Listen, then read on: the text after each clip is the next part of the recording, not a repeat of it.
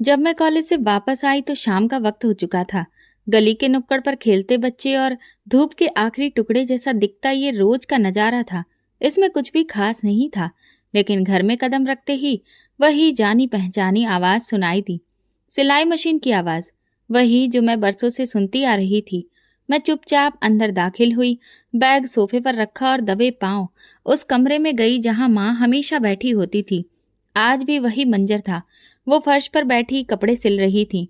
उनका हाथ लगातार सिलाई मशीन के हैंडल पर चल रहा था और बगल में धागों का डिब्बा रखा था, जिसमें कई रंगों के धागे थे, जैसे कि मेरे मन के संघर्ष की कहानी सुना रहे हों। मैं उनके पीछे जाकर धीरे से अपने दोनों हाथ उनके गले के पास डाल दिए। वो चौंक गईं और मुस्कुरा दी। माँ, हर वक्त यही कपड़े, यही मशीन? मैंने उनके गाल पर प्यार करते हुए कहा। पापा की पेंशन आती है, गुजारा तो हो जाता है ना, फिर क्यों इतनी मेहनत करती हो? उन्होंने सिलाई रोककर गर्दन मोड़ी, मेरी तरफ ऐसे देखा जैसे सब कुछ जानती हूँ, लेकिन फिर भी मैं पूछ रही हूँ। ये सब तुम्हारे लिए है मेरी बच्ची, उन्होंने प्यार से कहा। तुम्हारी शादी के दहेज के लिए? मैंने उनके चेहरे की तरफ ध्यान से देखा। वो मुस्कुरा रही थीं, मगर उनकी आंखों में थकान की परछाइयां साफ दिखाई दे रही थी। उनके होंठ हिल रहे थे, लेकिन साथ ही वो खांस भी रही थीं। वही पुरानी सी खांसी जो अब बहुत जिद्दी होती जा रही थी। माँ, छोड़ दो ये सब, आराम करो, आपकी तबीयत भी ठीक नहीं लग रही है। मैंने उनके हाथ से कपड़ा लेकर एक तरफ रख दिया। नहीं बेटा, अभी तो बहुत पैसा जमा करना है, उन्होंने एक लम्हे को रुककर कहा। वैसे भी काफी पैसा जमा हो भी गया है, कम से कम 20-25 लाख तो हो गए होंगे बैंक में। ये सुनते ही मैं हैरान रह गई। कभी उन्होंने मेरे सामने ये बात नहीं की थी। ये सुनकर दिल जैसे थम सा गया। मैंने सिर्फ इतना कहा, इतना पैसा अकेले कैसे? थोड़ा थोड़ा करके, बरसों की मेहनत है ये। मैंने किसी को नहीं बताया, बस तुम्हारे लिए है। मैंने उनके घुटनों पर सिर रख दिया। माँ, आपने मेरे लिए इतनी मेहनत की, कौन करेगा? अगर माँ करे तो कौन? उनके लहजे में मजबूती थी। तुम्हें पता है ना, तुम जैसी माँ सबको नहीं मिलती, मैंने धीरे से कहा। वह हंसने लगी। तो क्या हुआ? अगर पापा की पेंशन है, घर है, पर अच्छे रिश्ते वाले तो सब कुछ देखते हैं। सिर्फ सादगी नहीं, जेवर, फ्रिज, टीवी, बेड, सब चाहिए होता है। और तुम तो मेरी राजकुमारी हो। तुम्हारी शादी राजकुमारी की तरह होगी। मैंने उनकी आंखों में चमक देखी। शायद वो किसी ऐसे सपने को हकीकत में देख रही थी जो मेरे लिए अभी देखना भी बहुत दूर था। मैं उनकी गोद में सिर रखकर लेट गई। वो मेरे बाल सहलाती रहीं। सिलाई मशीन अब खामोश हो चुकी थी, पर कमरे में जो सुकून था वो उस मशीन की आवाज से कहीं ज्यादा गहरा और प्यार भरा था। माँ, अगर कभी कुछ ना हुआ तो? मैंने धीरे से पूछा। कुछ ना होगा तब होगा। मैंने जो सोच रखा है वो पूरा होकर रहेगा। उनकी खांसी फिर से शुरू हो गई। वो उठकर पानी पीने लगी तो मैं जल्दी से गिलास पकड़ लाई। चलो डॉक्टर के पास चलते हैं, वो कहने लगी। नहीं, ये पुरानी खांसी है, ठीक हो जाएगी, तुम इतनी फिक्र मत किया करो। मैं कुछ नहीं बोली, बस उन्हें देखती रही। उनकी पतली सी हड्डियों पर ढीला ढाला सूट, हाथों में सिलाई मशीन के निशान और आंखों में बस एक सपना जो मेरी खुशी का था। अगले दिन हमेशा की तरह मैं कॉलेज गई थी। वापस आई तो माँ सिलाई मशीन पर काम नहीं कर रही थी, बल्कि किचन में बैठकर चाय पी रही थी। मुझे देखकर उनके चेहरे पर एक अलग सी खुशी दिखाई दी। आज बहुत खुश लग रही हो माँ, मैं बैठते हुए बोली। उन्होंने चाय का कप मेज पर रखा और धीरे से बोली, आज रिश्ते वाली आई थी। एक लड़के वालों ने तुम्हारी तस्वीर देखी है, उन्हें तुम पसंद आ गई हो। मैंने हैरानी से पूछा, आपने मेरी तस्वीर कब दे दी? कभी कभी खुद भी तो कुछ करना होता है एक माँ को। मैंने तुम्हें बताया नहीं था, लेकिन कुछ दिन पहले रिश्ते वाली को तुम्हारी तस्वीर दे दी थी। उसने कल शाम को लड़के वालों को दिखाई। कैसे लोग हैं, क्या काम करते हैं? मैं थोड़ा जोश में आ गई। लड़का प्राइवेट कंपनी में इंजीनियर है, घर भी उनका अपना है, बस कल आकर तुम्हें देखना चाहते हैं। माँ, आपने मुझे बताया नहीं, मैं थोड़ी नाराजगी से बोली। बता देती तो तुम परेशान हो जाती। मैं चाहती थी कि सब कुछ खामोशी से हो, बिना किसी दबाव के। मैं खामोश हो गई। अंदर कहीं न कहीं एक उलझन ने घेर कर रख लिया था, और साथ ही ये डर भी, जैसे ये सब कुछ अचानक हो रहा था। अगली सुबह माँ ने मुझसे कहा, बेटा तुम कॉलेज से जल्दी आ जाना, कल वाले रिश्ते वालों ने फोन किया है, वो अब आना चाहते हैं। मैंने उन्हें शाम का वक्त दे दिया है। मैंने हाँ में सिर हिलाया। कॉलेज से आते वक्त मेरे कदम जरा तेज थे, दिल में हल्की सी गर्माहट भी थी। घर पहुंची तो दरवाजा खुला हुआ था। मैंने देखा कि माँ ने घर काफी अच्छे से सजाया हुआ था। मैंने माँ से कहा, ये सब? वो कहने लगी, मैं तुम्हारे लिए सब कुछ बेहतर करना चाहती हूँ। मैंने कहा, माँ, आपने बहुत कर लिया है, अब आप आराम करिए, चाय बनाकर मैं तैयार करती हूँ। वो बोली, नहीं, मैं खुद ही बना लूंगी। उन्होंने जबरदस्ती उठने की कोशिश की, लेकिन जैसे ही वो खड़ी हुई उनका संतुलन बिगड़ गया। मैं तुरंत आगे बढ़ी। माँ, वो मेरे बाजू पर हाथ रखकर रुक गईं। फिर एक लम्हे को उनकी आंखें बंद हो गईं, चेहरा सफेद हो रहा था। माँ, क्या हुआ? मैंने उन्हें बाजू से पकड़कर सहारा दिया। उन्होंने कुछ बोलने की कोशिश की पर उनकी आवाज नहीं निकली। फिर अचानक वो मेरी बाहों में गिर गई। माँ, माँ, आंखें खोलो। मेरा दिल जैसे गले में अटक गया था। मैंने तुरंत मोबाइल उठाया और पड़ोसी को फोन किया। माँ को लेकर मैं अस्पताल की तरफ निकल पड़ी।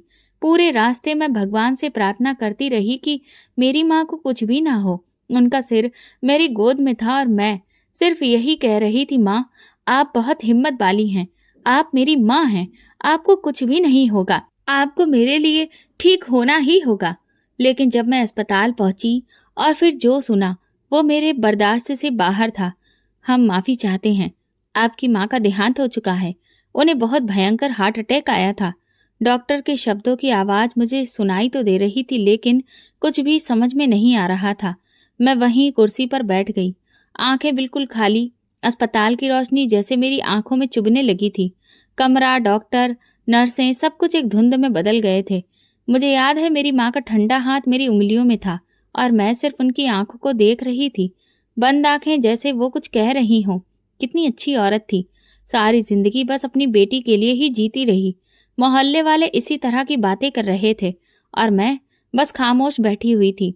मेरी आंखों में आंसू नहीं थे, शायद सदमा इतना गहरा था कि आंसू भी अब सूख चुके थे। बस अंदर सब कुछ खाली था। ऐसा लग रहा था जैसे किसी ने मेरे पैरों तले से जमीन खींच ली हो। अर्थी, अंतिम यात्रा, अंतिम संस्कार, सब कुछ एक धुंधलके में गुजर गया। मैं हर पल बस यही सोचती रही कि कल वो मेरे लिए चाय बना रही थी और आज राख में बदल चुकी है। कुछ दिन बीते, रिश्तेदारों में से किसी ने फिर से फोन किया। मैंने फोन नहीं उठाया। भला मैं क्या कहती कि जिनके लिए सब कुछ जमा किया था वो अब नहीं रही, कि अब मेरे पास ना तो माँ है और ना ही कोई सहारा। माँ के जाने के बाद पूरा घर जैसे खामोश हो गया था।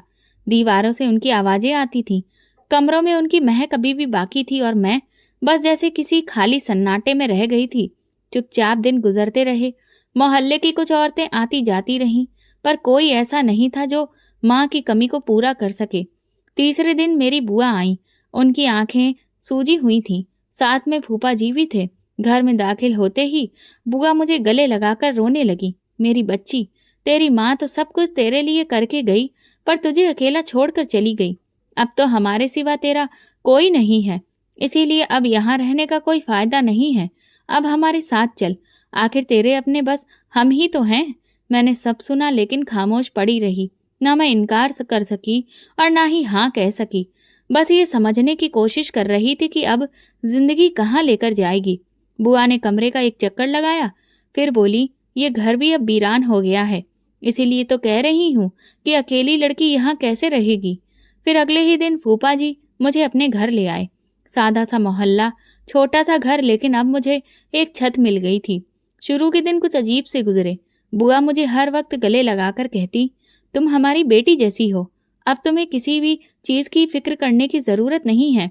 मैं हर रात माँ की तस्वीर देखकर सोती और दिल ही दिल में उनसे कहती, माँ, मुझे समझ में नहीं आ रहा कि आगे क्या होगा, लेकिन मैं समझने की कोशिश कर रही हूँ। एक शाम जब सब लोग खाना खा चुके थे, बुआ बर्तन समेट रही थी और मैं किचन में उनकी मदद कर रही थी।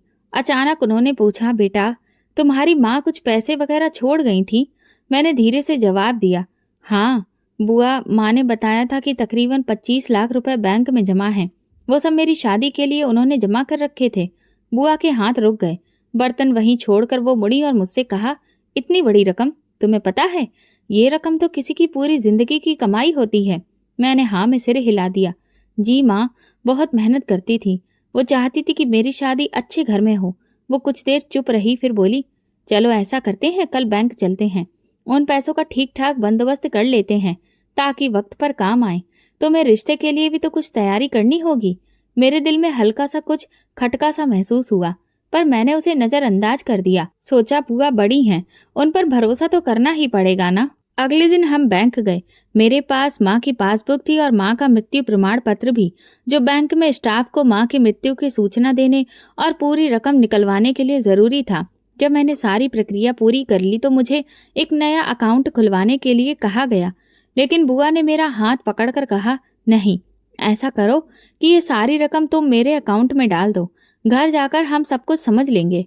ये सुनकर मैं थोड़ा हिचकिचाई, लेकिन उन्होंने मजबूत लहजे में कहा, देखो तुम अब अकेली हो, अगर तुम्हारे साथ कुछ भी हो गया तो फिर ये पैसे कहाँ जाएंगे। मैं तुम्हारी बड़ी हूँ, तुम्हें मुझ पर भरोसा करना चाहिए। मैं सच में उलझन में पड़ गई थी, समझ नहीं आ रहा था कि क्या करूं। वैसे बुआ की बात ठीक थी कि रकम बहुत बड़ी थी और जिम्मेदारी भी, और फिर मैंने सारे पैसे उनके अकाउंट में जमा करवा दिए। फॉर्म पर जब मैं दस्तखत कर रही थी तो मेरे दिल में एक अजीब सी बेचैनी थी, लेकिन फिर भी मैंने खुद को समझा लिया, ये मेरे पिता की बहन है, भला ये मेरे साथ कुछ गलत क्यों करेंगी। घर जाकर बुआ ने तुरंत मेरे लिए चाय बनाई और नाश्ता तैयार किया। फिर मुझे सामने बिठाकर बोली, अब हम तुम्हारी शादी की तैयारी बहुत अच्छे से करेंगे। तुम्हारी माँ की आखिरी इच्छा थी कि तुम्हें अच्छे घर में विदा किया जाए।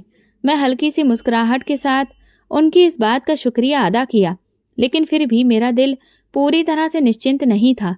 बुआ के बर्ताव में कुछ बदलाव सा लग रहा था, जैसे अब वो ज्यादा ही औपचारिक हो गई थीं। धीरे धीरे 2 हफ्ते गुजर चुके थे। बुआ के घर में मेरी मौजूदगी अब रोजमर्रा का हिस्सा बन चुकी थी। सुबह नाश्ता, दोपहर में उनके काम में हाथ बटाना और शाम को खामोशी से अपने कमरे में बैठे रहना। मेरा दिल कई बार बेचैन होता, लेकिन हालात ने मुझे खामोश रहने पर मजबूर कर दिया था।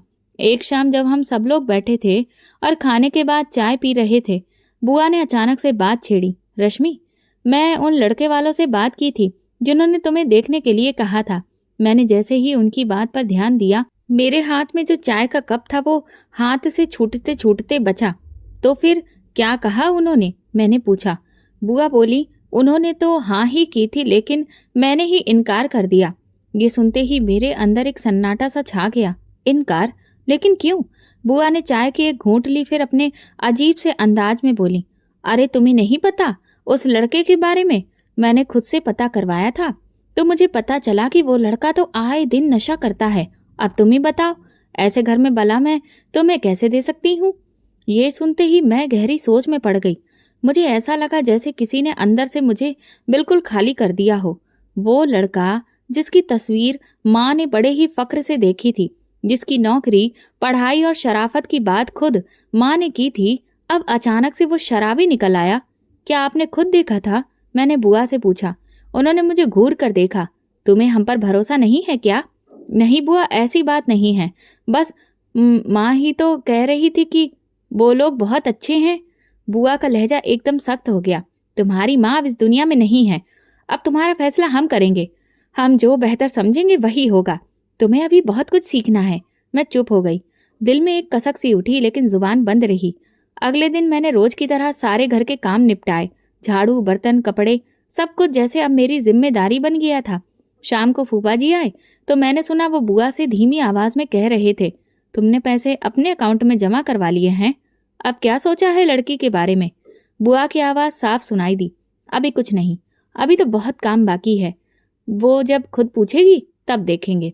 ये सुनते ही मेरे कदम जैसे जमीन में धंस गए। यानी बात मेरी हो रही थी और मेरे लिए फैसले भी खामोशी से लिए जा रहे थे। रात को जब सब लोग सोने चले गए तो मैं छत पर जाकर बैठ गई। नीचे शहर का शोर सुनाई दे रहा था, लेकिन मेरे अंदर एक सन्नाटा था जो हर गुजरते दिन के साथ गहरा होता जा रहा था।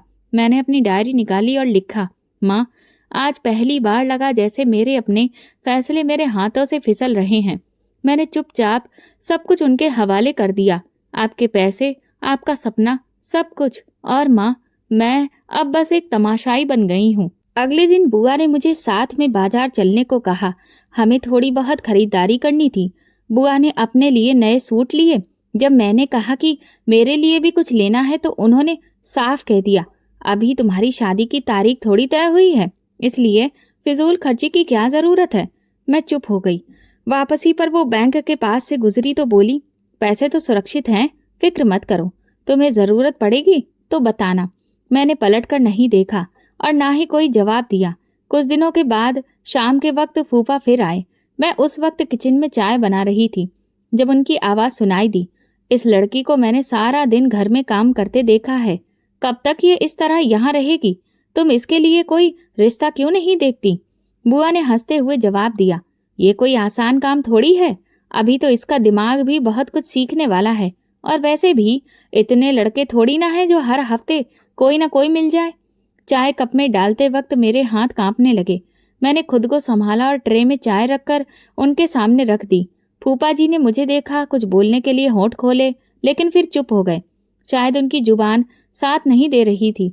सुबह जब मेरी आंख खुली तो आंगन में पानी बहने की आवाज सुनाई दी। नींद में डूबी आंखें किसी और ही धुन में थीं, लेकिन नींद तुरंत टूट गई। जैसे ही बुआ की आवाज सुनाई दी, अगर उठ गई हो तो बर्तन धो लो, कल रात के भी रह गए थे। मैंने आंखें मसली, दुपट्टा डाला और चुपचाप किचन में चली गई। वहां देखा तो बर्तनों का अंबार मेरा इंतजार कर रहा था। कल के खाने के बाद सब लोग सोने चले गए थे। मैं भी थकान से चूर थी, लेकिन आज उन सबका हिसाब बराबर किया जा रहा था। काम खत्म होते ही आंगन की सफाई करने का हुक्म मिला, फिर कपड़ों की धुलाई। बुआ कहने लगी, नौकरानी ने तो मेरी नाक में दम कर रखा था, इसीलिए मैंने उसे नौकरी से निकाल दिया। वैसे भी छोटा सा घर है, तुम तो सारा काम कर ही लेती हो। मैं हर काम चुपचाप करती। दिन में कॉलेज जाती, शाम को वापस आकर वही रूटीन, वही जिम्मेदारियां। शुरू शुरू में बुआ कहती थी, बेटा तुम बहुत समझदार हो, तुम्हारे बस की बात है। फिर धीरे धीरे उनके जुमले बदलने लगे, अब ये सब तुम ही करोगी, हमसे नहीं होता। वो बच्ची है, उसे आराम भी करने दिया करो। लेकिन बुआ का जवाब हमेशा यही होता, जब अपने घर जाएगी तब आराम कर लेगी, यहाँ तो जो है वो करना ही है। एक दिन शाम को जब मैं कॉलेज से वापस आ रही थी, मोहल्ले की एक औरत रुकी। उनके साथ में एक और औरत थी, शायद वो रिश्ता करवाने वाली थी। उन्होंने कहा, बेटी तुम बहुत खूबसूरत हो, बहुत शरीफ भी लगती हो, अगर इजाजत हो तो एक रिश्ता दिखाऊं, लड़का बैंक में नौकरी करता है। मैं खामोश रही। फिर उस औरत ने खुद ही कहा, चलो ठीक है, हम तुम्हारी बुआ से बात कर लेंगे। शाम को वे लोग आए। बुआ ने उन्हें बिठाया, चाय पिलाई, उनकी पूरी बात सुनी और फिर साफ इनकार कर दिया। हमें अभी शादी की फिक्र नहीं है, अभी तो हमारी बच्ची छोटी है। मैं कमरे से सब कुछ सुन रही थी। जब वे लोग चले गए तो मैंने हिम्मत करके पूछा, बुआ आपने उन्हें इनकार क्यों कर दिया? बुआ ने कहा, ये क्या तुम्हारा काम है पूछने का? हम जानते हैं कि कब क्या करना है। रिश्ता कोई सब्जी नहीं होती जो रोज कोई आके देखे। मैं चुप हो गई। अगले दिन फिर किसी ने बुआ से मेरे बारे में बात की, लेकिन जवाब वही था, हमें नहीं करनी अपनी भतीजी की शादी, ये सबके बस की बात नहीं है। ये बात दिल में चुभती जरूर थी, लेकिन मेरी जुबान बंद थी। इनकार की वजह कभी मेरी उम्र, कभी मेरी पढ़ाई, कभी मेरे लिए अच्छे रिश्ते का इंतजार बताया जा रहा था। हालांकि दिल कहता था कि वजह कुछ और ही है। अक्सर मैं खुद से सवाल करती, क्या वो मेरा ख्याल रख रही हैं या फिर बस वक्त गुजार रही हैं? लेकिन जवाब हमेशा धुंधला होता।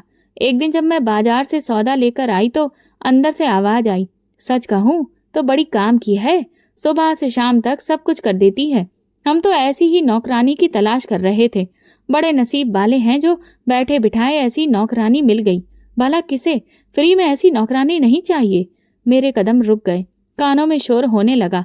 वो शायद अपने किसी रिश्तेदार से फोन पर बात कर रही थी। मैं अंदर गई और चुपचाप सारी चीजें रखकर बाहर आ गई। मेरी खूबसूरती, मेरी मेहनती होना, जो कभी माँ की आंखों की चमक था, अब मेरे लिए बोझ बन गया था। लोग देखते, बात करते, बुआ इनकार कर देती। कुछ लोग तो बार बार आते, लेकिन हर बार जवाब एक ही होता। फूफा की खामोशी अब खटकने लगी थी। वो कुछ कहते नहीं थे, लेकिन बहुत कुछ कहना चाहते थे। शायद सब समझते थे, लेकिन कुछ कह नहीं सकते थे। जब मेरा बीए पूरा हुआ तो दिल में जैसे एक हलचल सी मच गई। मैंने खुद से कहा, अब तो वक्त आ गया है। माँ का सपना, उनकी मेहनत, सब याद आया। हर बार जब भी आईने में खुद को देखा, लगता जैसे कि वक्त रुक नहीं रहा था। उम्र भी अपनी रफ्तार से चल रही थी। हर महीने के साथ रिश्ते भी जैसे महंगे होते जा रहे थे। हर दिन के साथ जैसे दिल में एक नया एहसास जागता। शाम का वक्त था। मैं कपड़े सुखाने के बाद आंगन में बुआ के पास जा बैठी। कुछ देर वो आंखें बंद किए लेटी रहीं, फिर मैंने धीरे से कहा, बुआ, मेरा भी कोर्स पूरा हो गया है। उन्होंने सर हिलाया। अच्छा है, भगवान तुम्हें और तरक्की दे। मैंने अपनी बात जारी रखी। बुआ, मैं चाहती हूँ कि मेरी शादी की बात हो। रिश्ते तो कहीं कहीं से आए, लेकिन बात आगे नहीं बढ़ती। अचानक उनके चेहरे पर तेवर आ गए, जैसे उन्हें कोई नापसंद बात सुनाई दे गई हो। कैसी बेशरम हो तुम, वो बोली। अपने मुंह से कह रही हो कि मेरी शादी करवा दो। जमाना बदल गया है क्या? लड़कियां खुद अपने रिश्ते मांगती हैं। मैं एकदम से चुप हो गई। दिल की धड़कन जैसे रुक सी गई थी। लेकिन बुआ का लेक्चर जारी रहा। हमारे वक्त पर तो लड़कियां आंख उठाकर भी कुछ नहीं कहती थी। और तुम, पढ़ाई लिखाई कर लेने का मतलब ये नहीं होता कि जुबान चलने लगे। मैंने धीरे से सिर झुका लिया। कुछ लम्हों बाद मैंने हिम्मत की। बुआ, माँ ने मेरे लिए पैसे जमा किए थे। वो काफी रकम थी जिससे शादी पूरी हो सकती है। अगर थोड़ी कोशिश की जाए तो सब कुछ हो सकता है। बुआ की आंखों में एकदम से चमक आई, लेकिन उनके होठों पर सख्ती अभी भी कायम थी। कौन से पैसे? कहाँ हैं पैसे? मेरे पास तो कुछ भी नहीं है। मैं हक्का बक्का रह गई। बुआ, वही 25 लाख रुपए जो आपके अकाउंट में जमा कराए गए थे बैंक से। उन्होंने मुझे बीच में ही रोक दिया। 3 साल से खा रही हो, पहन रही हो, पढ़ रही हो, वो सब जमीन से उगा था क्या? ये सब उन्हीं पैसों से था। अब वो खत्म हो गए। मैं बेयकीनी से उन्हें देखती रह गई। 25 लाख रुपए खत्म? तो क्या समझा था? 3 साल की रोटी, तुम्हारे कपड़े, कॉलेज की फीस, इलाज, दवा, सब कुछ मुफ्त में मिल रहा था। तुम्हारे पापा का घर भी तो हमने देखा है। हमारा भी अधिकार है उसमें। मैंने अपना दिल थाम लिया।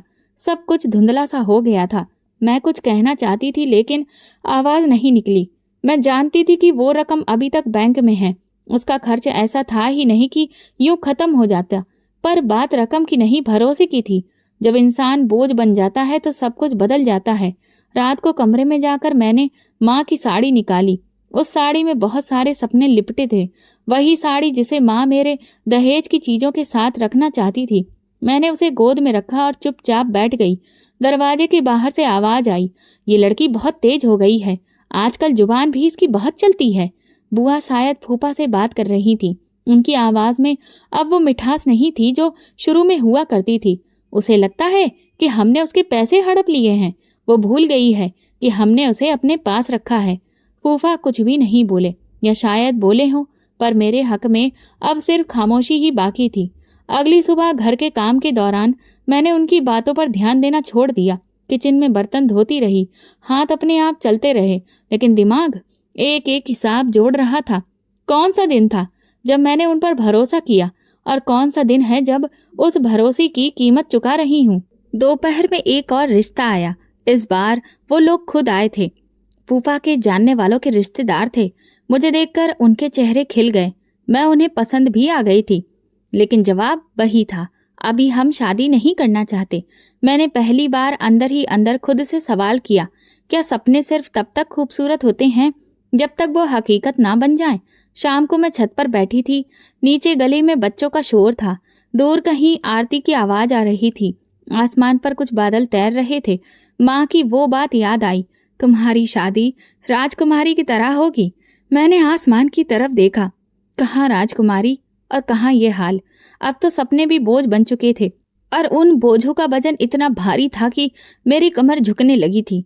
मैंने दिल में फैसला किया, अगर ये सब कुछ ऐसे ही चलता रहा तो अब मुझे खुद ही कोई ना कोई रास्ता निकालना होगा।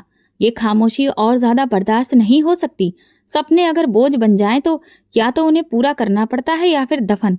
पिछले कुछ दिनों से मेरे मन में सिर्फ एक ही बात चल रही थी, क्या वो सब सच था जो बुआ ने कहा? क्या सच में वो 25 लाख रुपए खत्म हो गए हैं? क्या माँ की बरसों की मेहनत यूं ही 3 साल में मिट्टी हो गई? मेरे सवाल बढ़ते जा रहे थे। सुबह जब मैं बचे हुए बर्तन धो रही थी तो मुझे एक ख्याल आया। मैं किचन से निकलकर धीरे से कमरे में रखे पुराने बैग से बैंक की रसीदें निकाल लाई। वे वही रसीदें थीं जिन पर मेरे दस्तखत थे और जिनमें साफ साफ लिखा था कि पैसे बुआ के अकाउंट में जमा हुए थे। मैंने पूरी शाम उन रसीदों को दोबारा पढ़ा। रकम, तारीख, दस्तखत, सब कुछ साफ था। दिल में एक बात और साफ होती जा रही थी, सच छुपाया गया है, और अगर मैं अभी भी खामोश रही तो सब कुछ जाता रहेगा। अगले दिन नाश्ते के बाद जब बुआ आंगन में चाय पी रही थी, मैंने उनके सामने वो रसीदें रख दी। बुआ ये देखिए, आपने खुद मेरे सामने बैंक में ये रसीद ली थी। इतनी रकम 3 साल में खत्म नहीं हो सकती। बुआ ने एक नजर रसीदों पर डाली, फिर दांत पीसते हुए बोली, और ये रसीदें साबित करती ही क्या हैं? ये तो पुरानी बात है। अब कुछ भी नहीं बचा। कैसे नहीं बचा? मैंने कहा, मैंने हिसाब लगाया है। साल भर में इतने पैसे किसी के खाने पीने में खत्म नहीं होते। बुआ ने चाय रख दी और सीधी होकर बैठ गई। तुम्हारा मतलब है कि हम झूठ बोल रहे हैं? हमने तुम्हें पाला पोसा, छत दी, खाना दिया, पढ़ाया, और अब तुम हमें हिसाब दे रही हो? मैंने धीमे लहजे में कहा, बुआ मैं सिर्फ सच जानना चाहती हूँ। ये पैसे मेरी माँ ने मेरी शादी के लिए रखे थे। उन्होंने गुस्से से मेज पर हाथ मारा। तुम्हारी माँ तो चली गई, अब हम हैं, और हम जो चाहेंगे वही होगा। पैसे थे लेकिन खत्म हो गए, और अब बात भी खत्म। मैं अपनी जगह से उठकर बोली, ना वो घर मेरा रहा और ना ये पैसे। फिर मुझे यहाँ पर क्यों रखा है? सिर्फ काम करवाने के लिए? बुआ की आंखों में जैसे शोले भड़क उठे। उन्होंने आगे बढ़कर मेरे गाल पर जोर का थप्पड़ मारा। तुम जैसी नमक हराम लड़कियां ही बड़ी होकर जवान दराजी करती हैं। हमने तुम्हारे सिर पर साया रखा और तुम हमें ही कटघरे में खड़ा कर रही हो। मेरी आंखों के सामने धुंध छा गई थी, लेकिन मैं पीछे नहीं हटी। आपने मुझे अपने सिर पर नहीं बल्कि गुलाम बनाकर रखा है। माँ की अमानत को आपने अपना हक समझ लिया है। ये सुनकर वो और भी ज्यादा भड़क गई। दूसरा थप्पड़ उससे भी ज्यादा जोर का पड़ा था। मेरी आंखों से आंसू टपक पड़े, लेकिन जुबान पर अभी भी कोई कपकपाहट नहीं थी। फूफा कमरे से निकले और चिल्लाकर बोले, ये क्या तमाशा लगा रखा है? बुआ ने उनकी तरफ देखा। ये हमें चोर कह रही है, हम पर इल्जाम लगा रही है। मैं फूफा जी की तरफ देखकर बोली, आप सब कुछ जानते हैं, प्लीज सच बोलिए। फूफा जी कुछ लम्हे चुप रहे, फिर बेजारी से बोले, देखो जो होना था हो गया, अब बात बढ़ाने का कोई फायदा नहीं। उनकी बात सुनकर मुझे ऐसा लगा जैसे किसी ने मुझे जमीन पर पटक दिया हो। जिसे मैं अपनी आखिरी उम्मीद समझ रही थी, वो भी उनके साथ ही खड़ा था। मैं कमरे में वापस चली आई। आंखों से बहते आंसू थमने का नाम नहीं ले रहे थे। रात भर नींद नहीं आई। हर पल वही लम्हा याद आता रहा जब मैंने उन लोगों पर सादगी से भरोसा किया था, जब बैंक में खड़ी होकर मैंने पैसे उनके अकाउंट में जमा करवाए थे, जब उन्होंने मेरी माँ के सपनों का वास्ता देकर कहा था, बेटी हम तुम्हारी शादी करेंगे। अब वो सब एक झूठ लग रहा था। मुझे सिर्फ इस्तेमाल किया गया था, सपने दिखाकर, वादे करके, और आखिर में मुझे मेरी ही अमानत से बेदखल कर दिया गया था। सुबह हुई तो दरवाजे के बाहर 2 औरतें बात कर रही थीं। एक ने कहा, सुना है लड़की ने बदतमीजी की है, अब इसे निकाल ही देना चाहिए। मैं अंदर से सुन रही थी और दरवाजा बंद कर लिया। सोच लिया था अब मैं खामोश नहीं रहूंगी। ये सब कुछ अब और नहीं झेलूंगी। अपनी माँ की कुर्बानियों को मिट्टी में नहीं मिलने दूंगी। मैंने शीशे में अपना चेहरा देखा। एक तरफ थप्पड़ का निशान था, लेकिन उसके नीचे मेरी आंखों में एक नई रोशनी थी। फैसला हो चुका था। अब मैं लड़ूंगी, अपने लिए, अपनी माँ के सपनों के लिए। सुबह के वक्त घर में अजीब सी खामोशी थी, जैसे सब कुछ रुक गया हो। मैं कमरे में बैठी थी, कागजात और रसीदें मेरे सामने बिखरी थी। मैंने फैसला कर लिया था, अब उन पैसों का हिसाब लेना है। मैं अपने अधिकार से पीछे नहीं हटूंगी। कुछ देर बाद बुआ अंदर आई। हाथ में पानी का गिलास था, लेकिन चेहरा सख्त। अब क्या चाहती हो तुम? उन्होंने दरवाजे पर खड़े होकर पूछा। अपना अधिकार, और कुछ नहीं। जो पैसे माँ ने मेरे लिए रखे थे, उनका हिसाब। मैंने सर उठाकर उनकी आंखों में देखा। बहुत बोलने लगी हो। हमारे ही घर में रहकर हमें आंखें दिखा रही हो। हमने तुम्हें पाला पोसा और तुम बदले में हमें चोर बना रही हो। मैंने जवाब में कहा, मैंने सिर्फ वो मांगा है जो मेरा है, और अगर ये गलत है तो फिर जो आपने किया वो क्या है? वो आगे बढ़ी और गुस्से से मेरी कलाई पकड़कर बोली, चल निकल यहाँ से, बहुत हो गया। हमने तेरा बोझ काफी उठा लिया, अब हमें तुझे और नहीं सहना है। मैंने अपनी कलाई छुड़वाने की कोशिश की। बुआ ये ज्यादती है। मैं कहीं नहीं जा रही जब तक मेरे पैसे वापस नहीं होते। तभी बाहर से फूफा जी की आवाज आई, निकालो इसको, हम यहाँ कोई अनाथालय नहीं चला रहे हैं। बुआ ने मेरे कमरे का सामान समेटना शुरू कर दिया। कुछ कपड़े और किताबें एक बैग में डाल दी, और जैसे मेरा सब कुछ मेरे वजूद से अलग कर दिया गया। ये तेरा सब कुछ है ना, ले जा इसे भी। हमने जो दिया वो वापस नहीं देंगे। बुआ ने दरवाजा खोला और मुझे बाजू से पकड़कर आंगन तक घसीट कर ले आई। हम पर इल्जाम लगाने से पहले अपने गिरेबान में झांक ले। आजकल की लड़कियां सिर्फ जुबान चलाती हैं। हमने मोहल्ले भर में इज्जत कमाई है। तू एक लावारिस लड़की है और इसे खराब नहीं कर सकती। बुआ ने दरवाजा खोला और एक जोरदार धक्के से मुझे बाहर निकाल दिया। जा, जैसे आई थी वैसे चली जा। हमें न अब तेरी शक्ल देखनी है न सवाल सुनने हैं। मैं सड़क पर गिर गई। एक एक करके दरवाजे खुलने लगे। मोहल्ले की औरतें खिड़कियों से झांकने लगी। क्या हुआ? अरे सुना है कि लड़की का चरित्र ठीक नहीं था। अपनी ही बुआ पर इल्जाम लगा रही थी। हमें तो पहले ही शक था। इतनी खूबसूरत होकर भी खामोश रहती थी। कुछ न कुछ गड़बड़ जरूर थी। मैंने जमीन से बैग उठाया और आंखों में आंसू छुपाते हुए आगे चलने लगी। लोगों की नजरें मेरे पीछे थीं। बातें आसपास हो रही थीं। कहाँ जा रही है अब? अब माँ भी नहीं है और रिश्तेदार भी परेशान करेंगे। अब क्या करेगी? मेरे कदम खुद ब खुद चल रहे थे। मैं नहीं जानती थी कि कहाँ जा रही हूँ। गली से निकलकर सड़क पर आ गई। गाड़ियां गुजर रही थीं। लोग अपने अपने कामों में व्यस्त थे, लेकिन मेरी दुनिया जैसे रुक गई थी। मैं एक बेंच पर बैठ गई, बैग साथ में रखा और दिल जोर जोर से धड़क रहा था। सिर्फ एक सवाल था, अब कहाँ जाऊं? शाम होने लगी, आसमान में अंधेरा छाने लगा और मेरा दिल डर से भरने लगा। मैंने चारों तरफ देखा। हर चेहरा अजनबी लगा। मेरी जेब में बस कुछ रुपए ही थे, जो पिछले महीने की फीस से बच गए थे। लेकिन ये पैसे कब तक चलते और मैं कहाँ ले जाती? बेंच पर बैठी मैं एक औरत को देख रही थी, जो कुछ लम्हे पहले ही मेरे सामने आकर रुकी थी। उसके कपड़े मैले थे, चेहरा झुर्रियों से भरा हुआ और आंखों में एक अजीब सी चमक थी। उसने मेरे सामने रोटी रखी और खुद भी जमीन पर बैठ गई। बेटी, ये दुनिया कुछ नहीं देती उन लोगों को जो बस रोते रहते हैं। जो उठते हैं वही अपना हिस्सा खुद खींच लेते हैं। मैंने सिर झुकाया और आंखों से आंसू रुक नहीं रहे थे। कुछ बताएगी? तेरे चेहरे पर जो दुख है वो मैंने कई बार देखा है। बोल, शायद कोई रास्ता निकल आए। मैं रुक रुक कर कहना शुरू किया। पहले सिर्फ इतना कहा कि माँ नहीं रही, फिर धीरे धीरे सब कुछ बोल दिया। किस तरह माँ ने पैसे जोड़े, कैसे बुआ ने वादे किए और फिर धक्के देकर निकाल दिया। मैं कुछ देर बोलती रही, वो सुनती रही। उसकी आंखों में हमदर्दी थी, लेकिन कोई दिखावे की नमी नहीं। वो जैसे हर शब्द अंदर उतारती जा रही थी। तो माँ की अमानत लेकर घर से निकल गई है, वो भी अपने ही रिश्तेदारों के हाथों, उसने धीमे लहजे में कहा और मैंने सिर हिलाया। वो कुछ देर खामोश रही, फिर अपने दुपट्टे से एक मोबाइल निकाला। मुझे हैरत हुई कि एक भिखारिन के हाथ में फोन। उसने तेजी से एक नंबर मिलाया और कोने में जाकर बात करने लगी। मैंने सुनने की कोशिश नहीं की, बस उसे देखती रही। कुछ मिनट बाद वो वापस आई। तेरा इंतजाम हो गया है। उसने मुझे देखा। लेकिन अब जो करना है वो तुझे ही करना है। अगर खुद पर भरोसा है तो दरवाजे खुलते देर नहीं लगती। मैं हक्का बक्का उसे देख रही थी। कल सुबह कुछ लोग आएंगे, तू बस हिम्मत मत हारना। मैं कुछ बोल न सकी, सिर्फ हाँ में सिर हिला दिया। मेरी आंखों में पहली बार एक अजीब सी रोशनी उतरने लगी थी, जैसे किसी ने धुएं भरे आईने को साफ कर दिया हो। अगली सुबह सूरज कुछ देर से निकला, या शायद मुझे ऐसा लगा कि ये रात ही लंबी थी। सुबह उठकर बैग समेटा तो वो औरत गायब थी। सिर्फ एक कागज छोड़ गई थी, जिसमें कुछ शब्द लिखे थे। खुद को कभी कमजोर मत समझना। तेरे अंदर जो आग है वो पहाड़ को भी पिघला सकती है। दोपहर के करीब 2 लेडी पुलिस ऑफिसर्स वहां पहुंची। साधारण कपड़ों में थीं, लेकिन उनके चेहरे पर जो विश्वास था वो मुझे चौंका गया। उनमें से एक ने कहा, तुम्हारा नाम रश्मि है?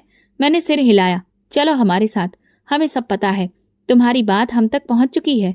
मैं थोड़ा झिझकते हुए बोली, कहाँ ले जा रही हैं आप लोग? दूसरी ने मुस्कुराकर कहा, तुम्हें वहीं ले जा रहे हैं जहां तुम जैसी लड़कियां अपने हक के लिए लड़ना सीखती हैं। तुम्हारी पुलिस ट्रेनिंग शुरू होने वाली है और सारे खर्चे हम उठाएंगे। ये सुनकर मैं जैसे सुन्न हो गई। मगर मैं पुलिस? उन्होंने मेरे कंधे पर हाथ रखा।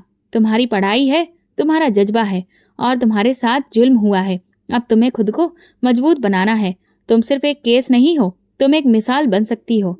रास्ते भर मेरे मन में वही औरत घूमती रही जिसे मैं भिखारिन समझ बैठी थी। वो शायद कोई आम औरत नहीं थी, शायद किसी डिपार्टमेंट या किसी खास मिशन की अफसर थी, लेकिन उनकी आंखों में जो चमक थी वो सच थी। जैसे वो जानती हो कि मैं खुद को गिरने नहीं दूंगी। हम पुलिस ट्रेनिंग सेंटर पहुंचे, जहां एक छोटा सा कैंप था।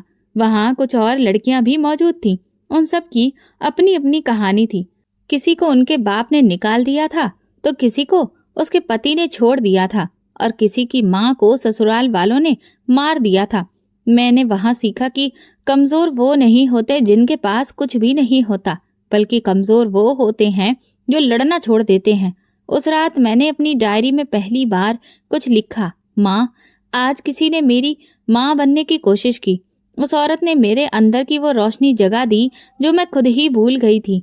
अगर मैं कुछ बन गई तो सिर्फ इसलिए कि किसी ने मुझे भिखारी नहीं एक इंसान समझा। मेरी ट्रेनिंग की शुरुआत हुई।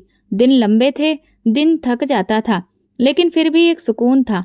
मैं जानती थी कि ये सफर आसान नहीं है, लेकिन बहुत जरूरी है। अब मैं किसी पर बोझ नहीं थी। अब मैं खुद एक नई बुनियाद रख रही थी और कहीं न कहीं उस औरत से मिलने के बाद और ज्यादा मजबूत होती जा रही थी। भगवान अनाथों के सिर पर हाथ रखता है, बस हिम्मत नहीं हारना। ट्रेनिंग का पहला दिन शुरू हुआ तो मुझे पहली बार एहसास हुआ कि असली सफर तो अब शुरू हुआ है।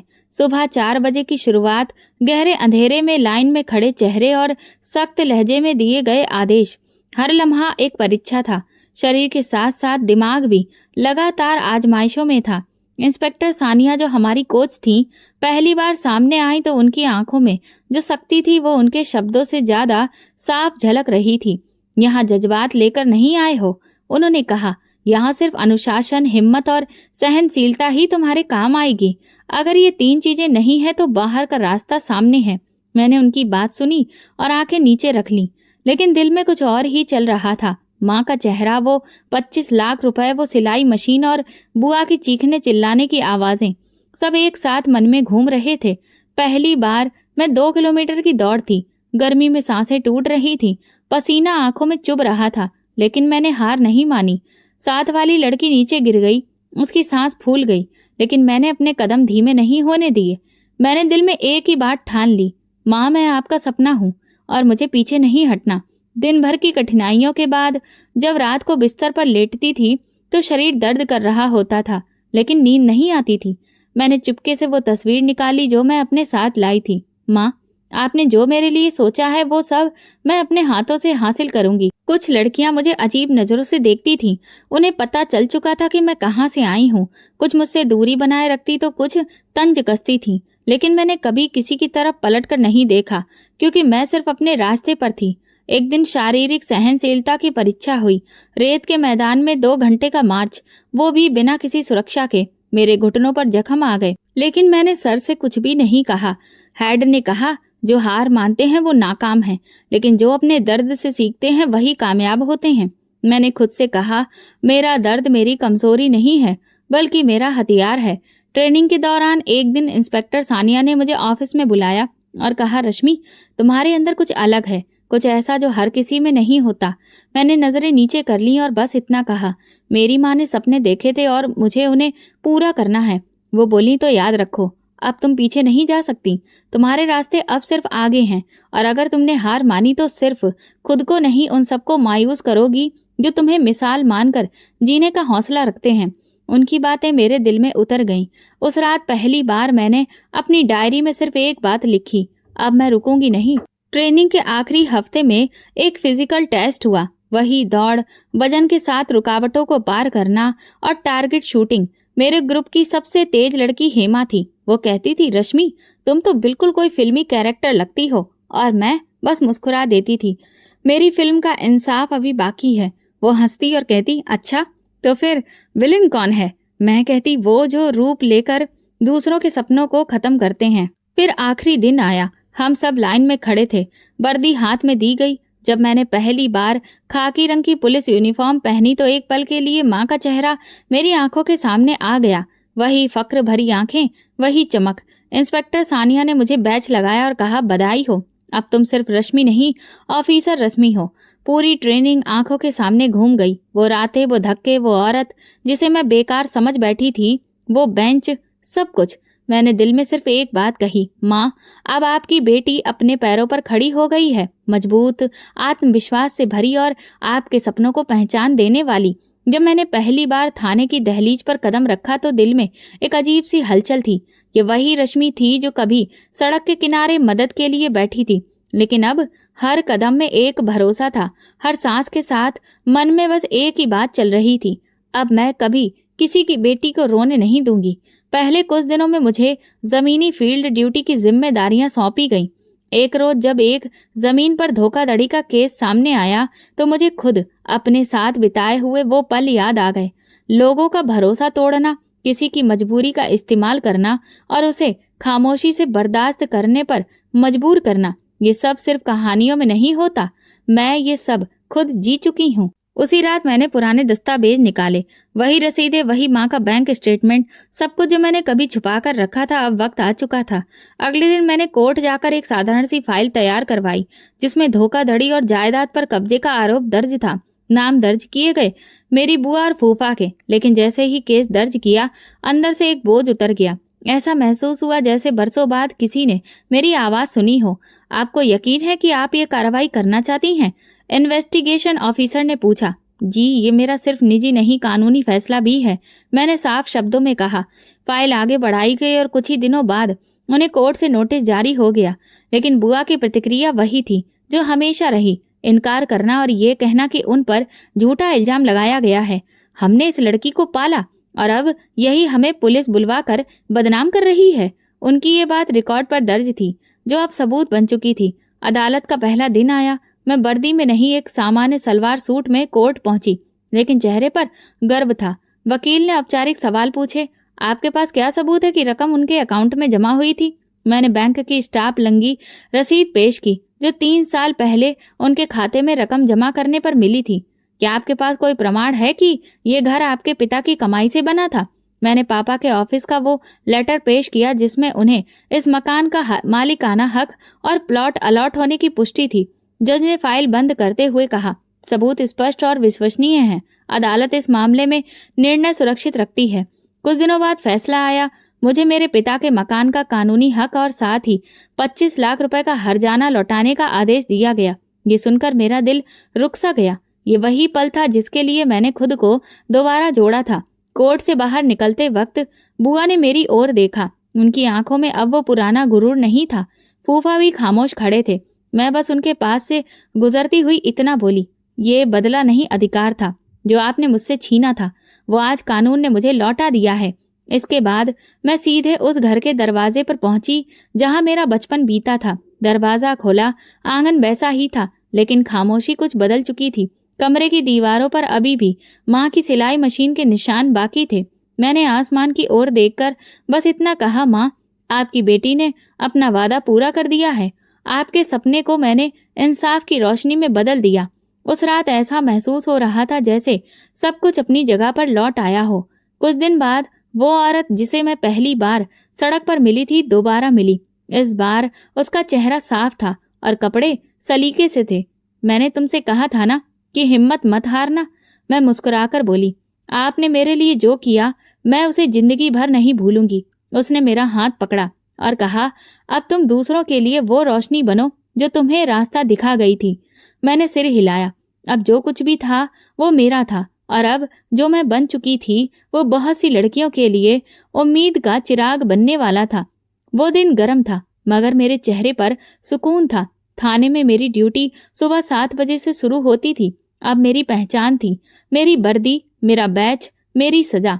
कुछ अफसर मुझे सैल्यूट करते थे और कुछ मेरी राय लेने में हिचकते नहीं थे। मैं जानती थी कि जो फैसला मैंने अपनी माँ के नाम पर लिया था वो अब मेरी इज्जत और पहचान बन चुका था। दोपहर को खबर मिली कि थाने के बाहर 2 मेहमान मेरा इंतजार कर रहे हैं। मैं जैसे ही बाहर निकली, सामने वही 2 चेहरे खड़े थे, बुआ और फूफा। ना चेहरे पर पुराना गुरूर था, न गुस्सा, बस एक शर्मिंदगी थी जो बरसों बाद सच का आईना देखने के बाद आती है। क्या अंदर आना चाहेंगी? मैंने औपचारिकता से पूछा। बुआ ने नजर झुकाकर कहा, हम बस तुमसे मिलने आए थे। मैंने सिर हिलाया और फिर उन्हें अंदर बुला लिया। हम ऑफिस में आमने सामने बैठे हुए थे। कुछ पल खामोशी में गुजरे। फिर बुआ ने कहा, हमें अंदाजा नहीं था कि तुम यहाँ तक पहुँच जाओगी। हमसे गलती हुई, बहुत बड़ी गलती। हम शर्मिंदा हैं। मैंने सब सुना और फिर नरमी से कहा, वक्त के साथ हर इंसान बदल सकता है, लेकिन कुछ फैसले कभी मिटते नहीं। आपने जो किया वही मेरी जिंदगी की नींव बना, इसीलिए मैं शिकायत नहीं करती। बुआ ने धीरे से पूछा, अब तुम खुश हो? मैंने पहली बार मुस्कुराकर कहा, बहुत, और सुकून में भी। वो दोनों इजाजत लेकर जाने लगे तो मैंने बस इतना कहा, शायद भगवान ने आपको मेरी जिंदगी में एक वजह से भेजा था और मैंने वो वजह पहचान ली है। अगले हफ्ते मेरी एक केस पर मीटिंग थी। वापसी पर रास्ते में डिप्टी इंस्पेक्टर ने हमारी पास वाली सीट पर बैठे हुए एक अफसर की ओर इशारा करते हुए कहा, इंस्पेक्टर नमन, ये रश्मि है, हमारी बेहतरीन ऑफिसर्स में से एक। नमन ने हल्के मुस्कान के साथ हेलो कहा। मैंने भी मुस्कुराकर जवाब दिया। मुलाकात मामूली थी, लेकिन उन दिनों वही मामूली बातें ही बदलाव की शुरुआत कर रही थी। कुछ महीने गुजरे। काम के दौरान हम कई बार एक ही जगह पर तैनात रहे। नमन थोड़ा कम बोलता था, लेकिन जब वो बोलता था तो उसके शब्दों में गहराई होती थी। एक दिन इंस्पेक्टर सानिया ने मजाक में कहा, रश्मि, तुम और नमन एक टीम में बहुत अच्छे लगते हो। मैं हंस पड़ी। हम दोनों ज्यादा बोलने वालों में से नहीं थे, शायद इसीलिए वक्त के साथ बातें बढ़ती बनती गईं। नमन ने अपनी जिंदगी के किस्से सुनाए और मैंने अपनी। एक दिन उसने संजीदगी से कहा, तुम जैसी लड़की जो जमीन से उठकर आसमान तक पहुंची है, अगर तुम साथ हो तो जिंदगी की हर मुश्किल आसान हो सकती है। मैंने कुछ नहीं कहा, बस माँ की तस्वीर को देखकर खुद से ये सवाल किया, माँ क्या आप यही चाहती थीं? जवाब दिल से आया, वो जो तुम्हें इज्जत दे वही तुम्हारे काबिल है। कुछ महीने बाद हमारी शादी सादगी से हुई। हमारे कुछ साथी अफसर और कुछ करीबी लोग शादी में शामिल हुए। न कोई दिखावा, न कोई कीमती जेवर, बस दो बराबर के लोग जिन्होंने एक दूसरे की आंखों में सच्चाई देखी। शादी के बाद मैंने माँ की तस्वीर हाथ में लेकर कहा, माँ, मैंने आपका सपना पूरा किया। मैं किसी के सहारे से नहीं बल्कि अपने कदमों पर चलकर ये मुकाम पा पाई हूँ जहाँ आप मुझे देखना चाहती थी। कुछ दिनों बाद मैंने वो घर पूरी तरह से अच्छे से रेनोवेट करवाया जो कभी मेरे बचपन का हिस्सा था। पुरानी दीवारों को रंग करवाया, सिलाई मशीन को वैसे ही एक कोने में रखा जैसी वो माँ के समय में थी। हर सुबह जब भी वर्दी पहनकर निकलती तो मेरे दिल में ये जज्बा होता कि ये नौकरी सिर्फ मेरे जीवन को चलाने का एक हिस्सा नहीं बल्कि मेरी पहचान है। मैं हर उस लड़की के लिए खड़ी थी जो कभी अनाथ हुई, बेसहारा हुई या किसी ने उसके सपनों को चुराया। आज अगर कोई कहता कि ये वही लड़की है जिसे उसके रिश्तेदारों ने धक्का दिया था, तो मैं मुस्कुराकर देखती। आज मैं वही धक्के किसी और को खाने नहीं देती। रात को डायरी के पन्नों पर मैंने लिखा, मैं अनाथ हूँ लेकिन बेसहारा नहीं। भगवान मेरे साथ है, मेरी माँ का आशीर्वाद मेरे साथ है। कहानी भले ही पूरी नहीं हुई थी, लेकिन सपनों को उड़ान मिल चुकी थी और हर सुबह मेरी कलम से एक नई कहानी लिखी जा रही थी। ये कहानी हमें सिखाती है कि अगर नीयत सच्ची हो, माँ का आशीर्वाद साथ हो और भगवान आपके लिए रास्ता बनाता चले, तो वो आपको कभी भी गिरने नहीं देगा। तो दोस्तों, अगर आपको हमारी ये कहानी पसंद आई हो तो प्लीज़ कमेंट करके ज़रूर बताएं। वीडियो को लाइक करें और ज़्यादा से ज़्यादा शेयर करें। अगर आप चैनल पर नए हैं तो सब्सक्राइब जरूर करें और नोटिफिकेशन बेल दबाएं ताकि अगली अपडेट सबसे पहले आपको मिले। धन्यवाद।